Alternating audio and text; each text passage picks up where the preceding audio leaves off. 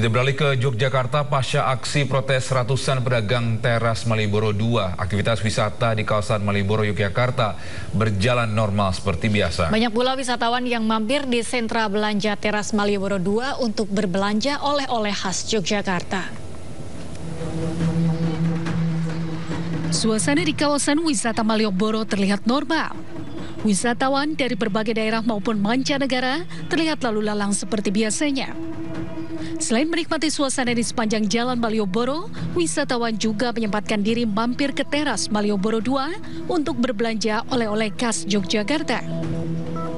Teras Malioboro merupakan sentra belanja bagi wisatawan yang menjual aneka souvenir seperti busana, barang kerajinan, hingga kuliner. Wisata ke Jogja atau seperti apa? Iya, wisata ke Jogja, Pak. Oke, dari mana ini? Aku dari Tangerang. Dari Tangerang. Ini tadi sempat belanja atau lihat-lihat? Pak, belanja baju buat oleh-oleh. Buat oleh-oleh ya? Ya.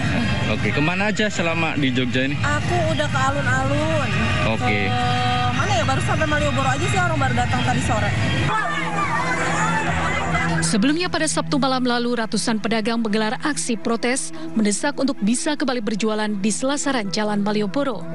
Setelah dipindah ke teras Malioboro II, dari selasaran Jalan Malioboro, mereka mengaku penjualan sepi, terutama pedagang di bagian dalam teras Malioboro II. Aksi digelar juga untuk mendesak agar para pedagang dilibatkan dalam rencana relokasi pedagang Malioboro. Rencananya pemerintah Provinsi Yogyakarta akan menutup selasar Malioboro II. Dari kota Yogyakarta, tim liputan iNews melaporkan. Kita beralih ke Sumatera Utara. 3 tersangka membakar rumah wartawan Riko Sampurna Pasaribu terancam hukuman mati. Hukuman mati bisa menjerat para pelaku usai keluarga korban melayangkan laporan baru ke Mapolda Sumatera Utara.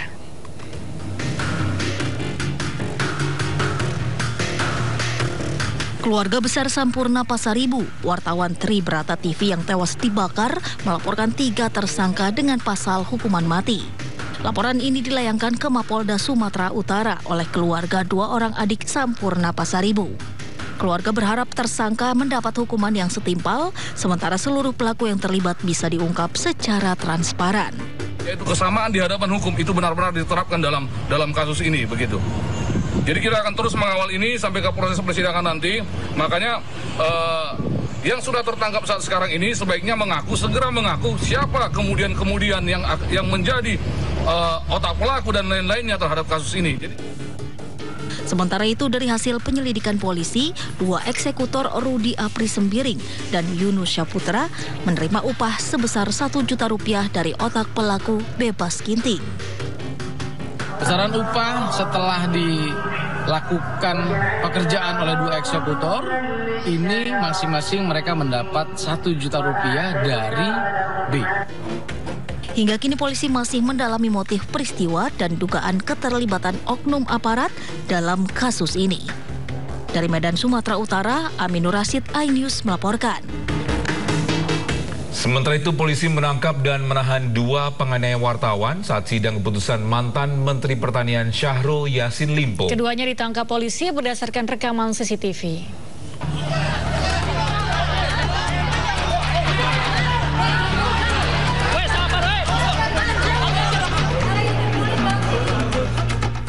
Polda Metro Jaya menangkap 2 pelaku pengeroyokan terhadap seorang jurnalis Kompas TV saat meliput sidang putusan mantan Menteri Pertanian Syahrul Yassin Limpo. Kedua pelaku, MNM dan S, ditangkap sehari setelah peristiwa pengeroyokan. Usai polisi mendalami rekaman CCTV di Pengadilan Tipikor Jakarta, kini kedua pelaku sudah ditahan. Tadi kami sudah sampaikan pagi hari bahwa perkembangan penanganan kasus dugaan pemukulan terhadap rekan kita yang berprofesi sebagai jurnalis, saudara B, itu sudah dilakukan penahanan terhadap 2 tersangka, ya, sudah kami jelaskan tadi pagi. Perannya masing-masing memukul dan satu lagi memukul serta merusak kamera. Sudah dilakukan penahanan.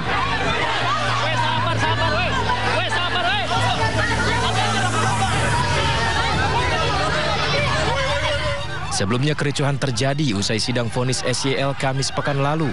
Sejumlah wartawan bersitegang dengan pendukung SYL yang berada di lokasi persidangan. Kericuhan terjadi saat SYL hendak keluar dari ruang sidang. Para wartawan yang tengah bekerja merekam gambar dan mewawancarai SYL didorong oleh massa pendukung SYL hingga terjatuh. Kemudian dugaan penganiayaan terhadap seorang jurnalis pun terjadi. Selain itu, peralatan peliputan rusak.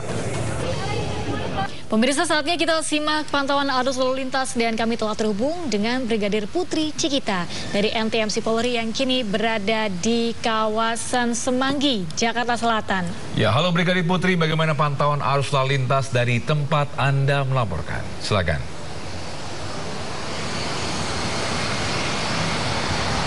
Baik, terima kasih rekan Togi dan Galuh di studio. Pemirsa, bersama saya Brigadir Putri Cikita melaporkan situasi arus lalu lintas yang kami pantau secara langsung dari kawasan Simpang Semanggi, Jakarta Selatan. Di mana kondisi arus lalu lintas masih pada jam berangkat perkantoran pagi hari ini sudah terpantau cukup ramai di berbagai arahnya. Dan hal ini terjadi dari arah Slipi atau Grogol yang akan menuju ke arah Cawang di jalur arteri. Sudah terpantau cukup ramai, didominasi dengan kendaraan pribadi baik roda 2 maupun roda 4. Namun secara umum lalu lintas masih mengalir lancar. Dan walaupun lalu lintas ramai pada pagi hari ini, harap tetap bersabar, selalu konsentrasi selama berkendara dan tidak memasuki jalur busway, tetaplah pada jalurnya masing-masing demi mencegah terjadinya laka lantas. Kemudian untuk lalu lintas dari arah Cawang yang akan menuju ke arah Grogol ataupun ke arah Slipi juga pagi hari ini terpantau mengalir lancar, kecepatan kendaraan juga masih ditempuh dalam batas normal, berkisar kurang lebih 20-30 km per jamnya. Selanjutnya untuk lalu lintas dari arah Slipi atau Grogol yang akan belok ke kiri ke arah Harmoni juga terpantau masih lancar. Antisipasi adanya bus angkutan umum Transjakarta, para pengendara untuk menghindari blind spot dan tetap menjaga jarak aman kendaraan Anda. Selanjutnya kita memasuki ke arah tol, lalu lintas dari dalam tol Cawang Grogol terpantau juga masih lancar, kecepatan kendaraan juga masih ditempuh berkisar kurang lebih 40-50 km per jamnya.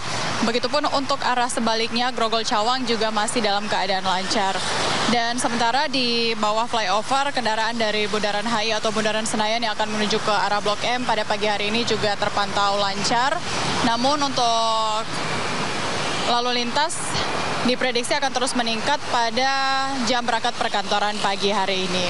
Sementara pemirsa, berdasarkan data IRSMS Korlantas Polri, angka kecelakaan lalu lintas di seluruh Indonesia 1x24 jam terjadi sebanyak 172 kasus laka lantas dengan rincian 19 meninggal dunia, 14 luka berat, dan 271 luka ringan. Dari 172 kasus laka lantas tersebut, 74,7% terjadi pada waktu siang hari. Penyebab laka mayoritas dikarenakan para pengendara memacu kendaraan dengan kecepatan tinggi dan 35 laka terjadi di rentang waktu pukul 6 pagi sampai dengan 9 pagi. Untuk itu, dihimbau kepada para peserta lalu lintas agar selalu tertib dalam berlalu lintas. Dan untuk pemirsa, apabila Anda ingin mengecek titik rawan laka, dapat mengunduh IRSMS Presisi melalui Google Play Store. Baik, untuk pemirsa juga yang ingin mengupdate seputar informasi kondisi arus lalu lintas lainnya, kami siap melayani Anda di call center kami 1500669 ataupun layanan SMS Center di 9119. Stop pelanggaran, stop kecelakaan, keselamatan untuk kemanusiaan. Demikian Brigadir Putri Cikita melaporkan, semoga bermanfaat. Kembali ke rekan-rekan di studio, terima kasih. Baik, terima kasih Brigadir Putri Cikita atas laporannya dari kawasan Semanggi, Jakarta Selatan. Selamat bertugas kembali dan salam presisi.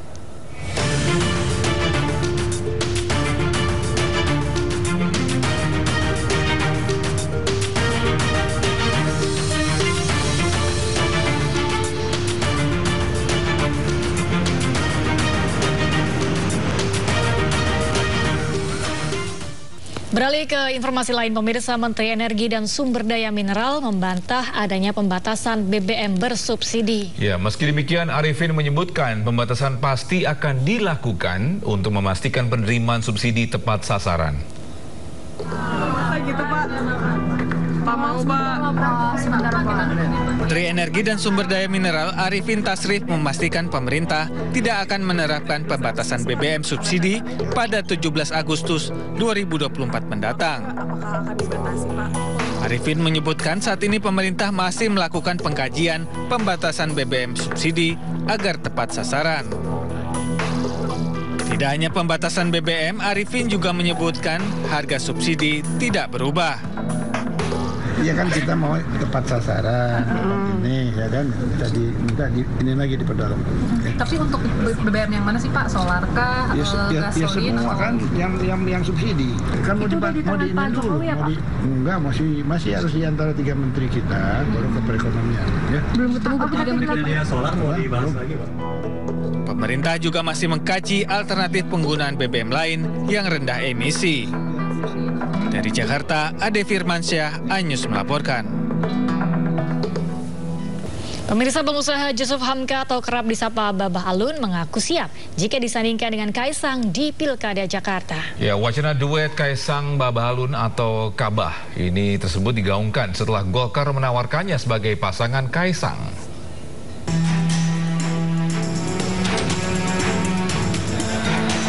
Kabar Ketua Umum Partai Solidaritas Indonesia atau PSI, Kaisang Pangarep maju di Pilkada Jakarta semakin kuat. Sejumlah partai pun telah siap mendukung putra bungsu Presiden Joko Widodo ini.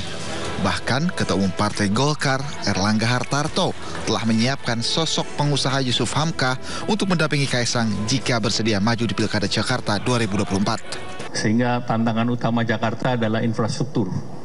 Nah, untuk mendukung tadi Mas Ketum, Mas Kaisang, seandainya beliau memilih Jakarta, saya siapkan kader Partai Golkar yang sudah memalang melintang di infrastruktur, yaitu Babah Alun.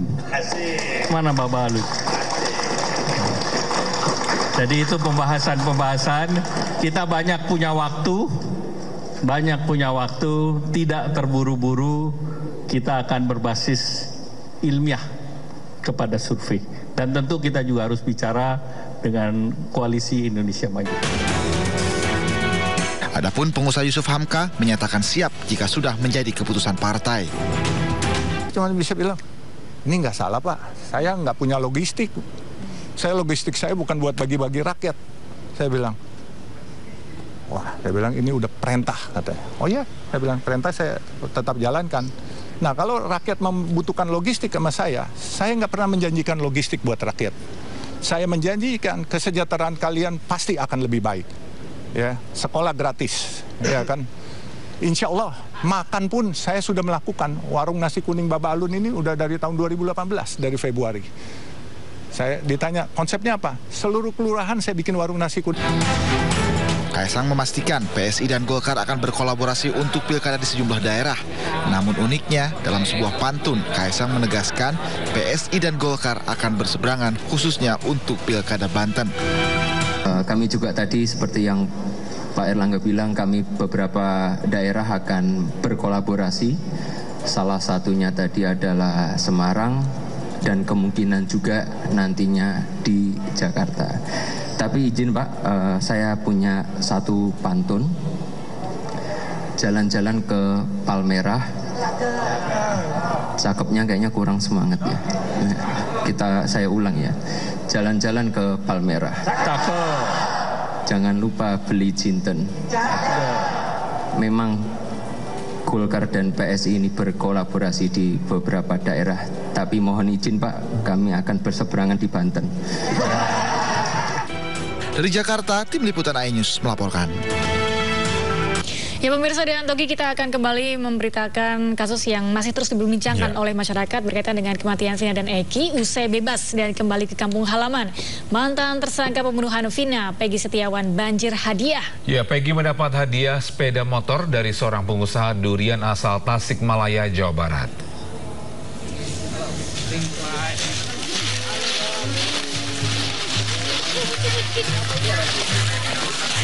Setelah dinyatakan bebas dan kembali ke kampung halaman di Cirebon, Jawa Barat, mantan tersangka pembunuhan Vina, Peggy Setiawan, terus didatangi warga.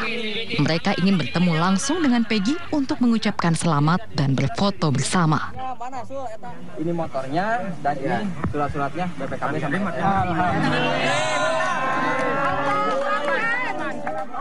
Peggy juga mendapat hadiah sepeda motor dari seorang pengusaha asal Tasikmalaya, Ziran Zibrani. Hadiah diberikan sebagai ucapan selamat dan rasa syukur karena Peggy telah bebas.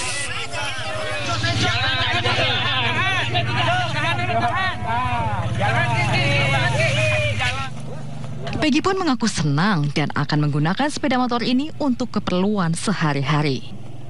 Perihal motor ini rencana saya akan pakai buat sehari-hari, buat bekerja di Cirebon, ataupun bisa saya pakai buat pulang pergi ngantar sekolah seperti itu. Untuk rencana ke depan, saya akan pertimbangkan lagi. Misalkan rezeki saya ada di bangunan, saya akan terus melanjutkan di bangunan. Meskipun pekerjaan saya ada di tempat lain, ya saya akan coba ambil tempat itu. Hingga 7 hari pasca dibebaskan, suasana rumah Peggy Setiawan selalu ramai dikunjungi tetangga, keluarga, dan kerabat. Dari Cirebon, Jawa Barat, Toy Skandar, iNews melaporkan. Beralih ke informasi lain, pemirsa, Wakil Presiden Ma'ruf Amin meminta Polri untuk dapat menangkap 3 orang DPO dan mengungkap kasus pembunuhan Vina dan Eki hingga tuntas. Ya, Wapres pun menilai Polda Jawa Barat tidak teliti saat menetapkan status tersangka Peggy Setiawan. Hal ini terbukti dengan dikabulkannya pra-peradilan Peggy Setiawan. Peggy itu kata saya hanya menyimak apa yang disebut oleh Pak Kapolri bahwa itu akan berlanjut. Saya tidak tahu berlanjutnya seperti apa. Ya, artinya prosesnya akan dilanjutkan, nggak tahu seperti apa. Saya setuju kalau memang belum tuntas bahwa ada sesuai dengan apa namanya itu bahwa ada 3 orang ya, 3 orang ya, orang yang dicari itu ya, DPO itu kalau betul itu ada ya dilanjutkan saja. Dikabulkannya gugatan pra-peradilan Peggy Setiawan berbuntut panjang. Ya, selain hasil pra-peradilan yang digunakan untuk novum peninjauan kembali para terpidana, kemenangan Peggy juga membuat Polda Jawa Barat mengganti seluruh penyidik yang menangani kasus Vina Eki. Memerintahkan kepada termohon untuk melepaskan pemohon dari tahanan.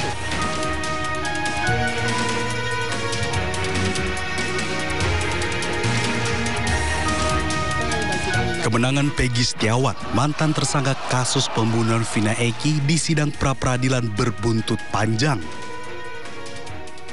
Hasil pra-peradilan Peggy rencananya akan digunakan sebagai bukti baru dalam sidang peninjauan kembali yang diajukan mantan terpidana Saka Tatal dan 7 terpidana lainnya. Selain itu, Kapolda Jawa Barat, Irjen Pol Ahmad Wiyagus, secara diam-diam mengganti semua penyidik yang menangani kasus pembunuhan Vina dan Eki. Usulan pergantian penyidik ini sebelumnya juga disuarakan oleh sejumlah pihak. Masyarakat menilai profesionalitas para penyidik Polda Jabar dalam menangani kasus Vina patut dipertanyakan. Mulai dari penghapusan 2 DPO lain setelah penangkapan Peggy, hingga keputusan Hakim PN Jabar yang menyebut penetapan tersangka Peggy Setiawan melanggar prosedur. Dikabulkannya gugatan pra-peradilan Peggy diharapkan bisa menjadi bahan evaluasi bagi Korps Bayangkara dalam menangani kasus-kasus yang ada di Indonesia. Tim Liputan iNews melaporkan. Sementara itu, saksi kunci dalam kasus pembunuhan Vina dan Eki menghilang. Ya, Aep dan Dede yang disebut-sebut sebagai saksi kunci pun telah dilaporkan keluarga terpidana atas laporan palsu.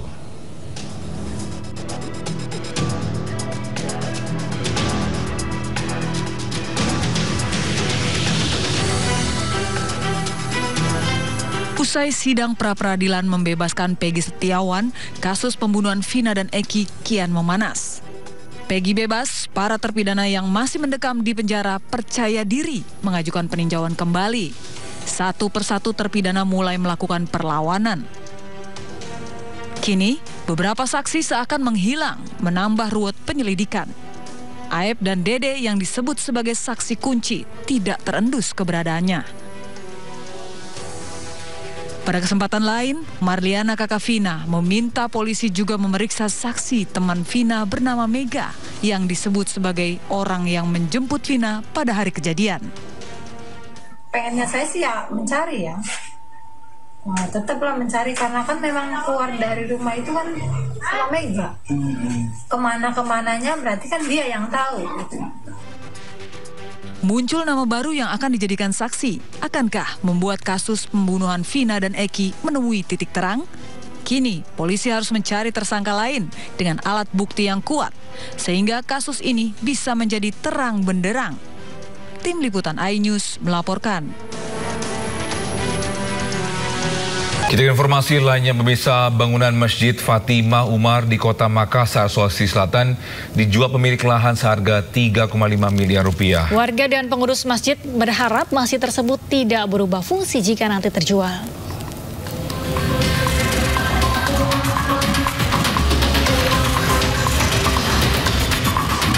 Inilah penampakan Masjid Fatimah Umar yang dipasangi spanduk bertuliskan dijual. Berlokasi di kawasan komplek BTN Makio Baji, Kelurahan Bangkala, Kecamatan Manggala, Kota Makassar, Sulawesi Selatan. Masjid Fatimah Umar ini viral usai foto masjid yang bertuliskan spanduk dijual tersebut lengkap dengan 2 nomor sertifikat hak milik. 212 meter merupakan lahan kosong, sementara sertifikat hak milik 381 meter berupa bangunan masjid. Menanggapi hal tersebut, para pengurus Masjid Fatimah Umar pun mengakui bahwa lahan masjid berikut lahan kosong di bagian belakang merupakan milik Hilda Rahman dan tidak pernah diwakafkan. Semula, masjid yang didirikan tahun 90-an tersebut hanya seluas musola pada umumnya. Rencananya keluarganya yang mau tinggal ya. Jadi kemudian dibuatlah kira-kira masjid musalla pada saat itu ya. Tapi kan tidak tuntas ya. Lalu kemudian ada salah seorang warga di sini, Pak Jaksa, kemudian yang mencoba menggalang dana, kemudian ya rampunglah kira-kira pembangunannya ya. Tiba-tiba kemudian muncul ya, secara tiba-tiba yang pemilik itu. Lalu kemudian tiba-tiba mengatakan bahwa itu mau dijual. Nah, ini mau dijual ya. Pengurus masjid dan warga sekitar berharap masjid tidak berubah fungsi jika nantinya sudah terjual ke pemilik yang baru dan bisa beribadah seperti biasanya. Dari Makassar, Sulawesi Selatan, Yol Yosvin melaporkan. Pemirsa, di saat banyak orang tua mengeluhkan mahalnya biaya sekolah, hal berbeda justru dilakukan salah satu sekolah Madrasah Sanawiyah di Banyumas, Jawa Tengah. Sekolah ini hanya meminta bayaran berupa hasil bumi seperti kelapa, pisang, atau singkong untuk biaya sekolah.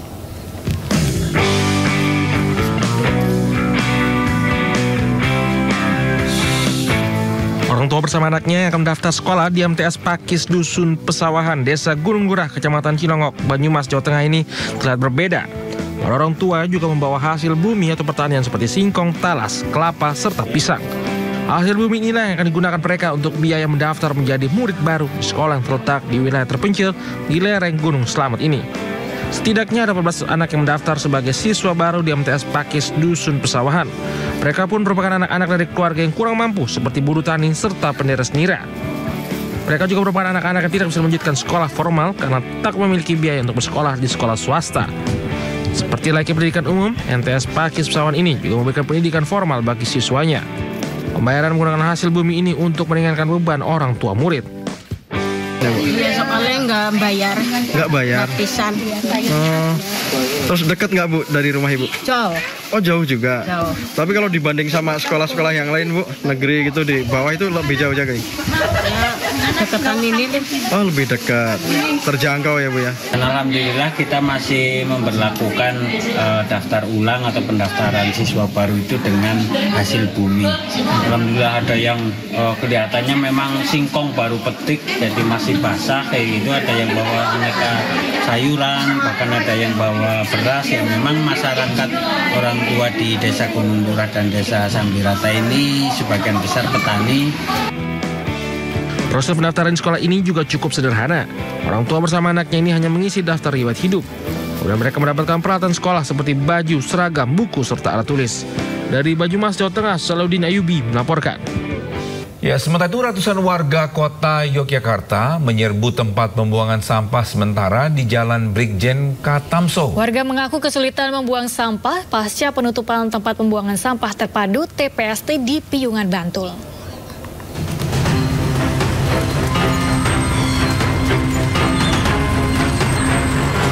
Inilah suasana saat ratusan warga menyerbu salah satu tempat pembuangan sampah sementara depo sampah di Jalan Brigjen Katamso, Kota Yogyakarta, Minggu pagi.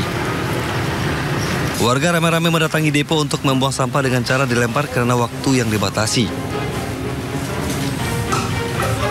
Sejumlah warga mengaku pasca ditutupnya tempat pembuangan sampah terpadu atau TPST di Piungan, Bantul pada awal bulan Mei lalu, mereka mengaku kesulitan untuk membuang sampah. Selain itu, sulitnya membuang sampah juga berdampak pada maraknya pembuangan sampah secara sembarangan di pinggir jalan.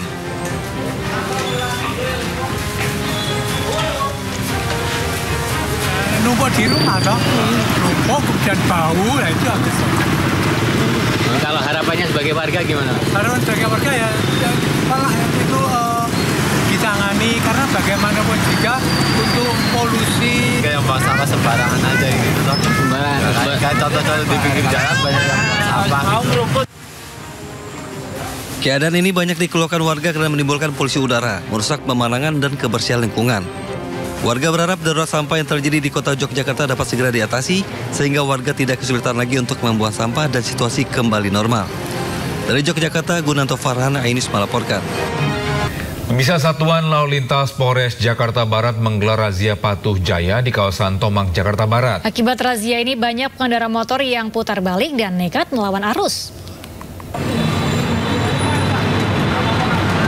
Sejumlah petugas kepolisian Satuan Lalu Lintas Jakarta Barat menggelar razia di kawasan Tomang, Jakarta Barat. Baru saja dimulai, seorang pengendara motor yang berboncengan langsung putar balik dan nekat melawan arus. Aksi ini juga diikuti pengendara motor ojek online dan nekat berputar balik melawan arus untuk menghindari razia. Petugas juga mendapati 2 orang pelajar mengendarai motor yang tak mengenakan helm. Tadi kita niatnya harus sini, cuman karena nyari PKL dadakan jadi lewat sini. Kan tadi juga mau arah jalan pulang. Terus PKL berarti? Belum, baru mau. Berarti ini hari pertama Razia Patuh Jaya, tahu nggak sih ada razia ini? Nggak tahu.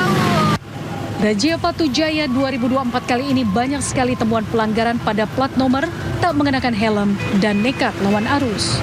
Banyak pelanggar ya, pertama yang TNKB-nya atau plat nomornya 1, ya, kemudian ada juga yang ditemukan tadi tidak menggunakan helm, yang berbonceng, kemudian ada juga yang menggunakan helm tapi tidak SNI. Razia Patuh Jaya ini digelar mulai dari tanggal 15 Juli hingga 28 Juli mendatang dan diharapkan untuk pengguna kendaraan melengkapi surat kendaraan dan tertib lalu lintas. Dari Jakarta, Miftahul Gani, iNews melaporkan. Dari informasi selanjutnya, PBNU menyesalkan pertemuan kelima kadernya dengan Presiden Israel Isaac Herzog. PBNU menegaskan pihaknya akan memanggil kelima Nahdien dan mereka terancam dicopot dari jabatannya.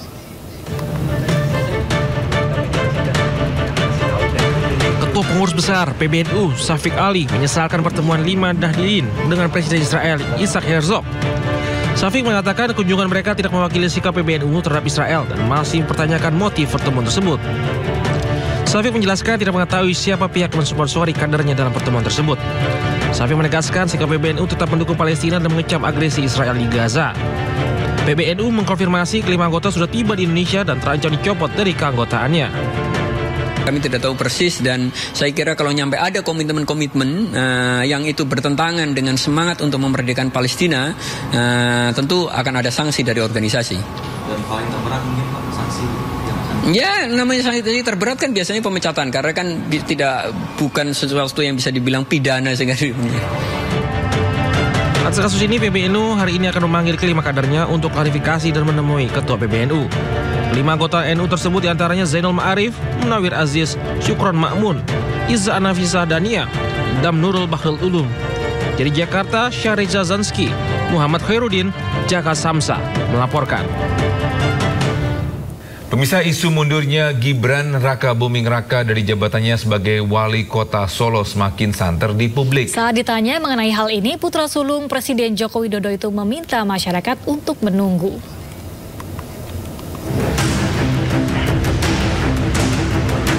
Wakil Presiden terpilih Gibran Raka Buming Raka dikabarkan akan segera mengundurkan diri dari jabatannya sebagai Wali Kota Solo.